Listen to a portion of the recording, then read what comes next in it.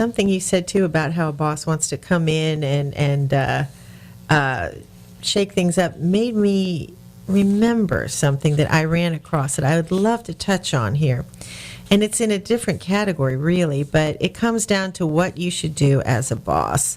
This is a wonderful little article where, go ahead. I was going to actually say anywhere in the internet field is the one place you probably do want to be shaking it up a lot.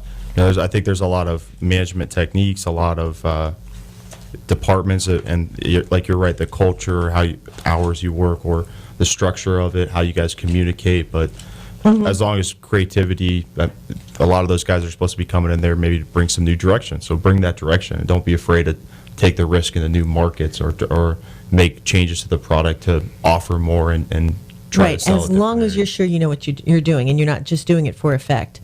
But what I was going to bring up, and I can't find it right in here, but a Harvard Business Review, I think it was, put out a little factoid that said that studies show that if you are a weak manager and you're not perceived that well by other people, that it's best to come into a new department throwing your weight around.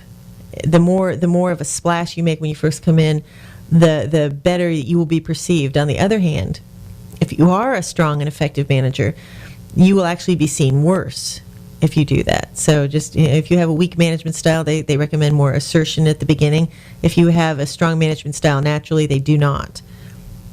How do you know which management style you have? Well, I would recommend that you take the Myers-Briggs test, which is kind of a standard in the industry, and it's an analysis of personality types.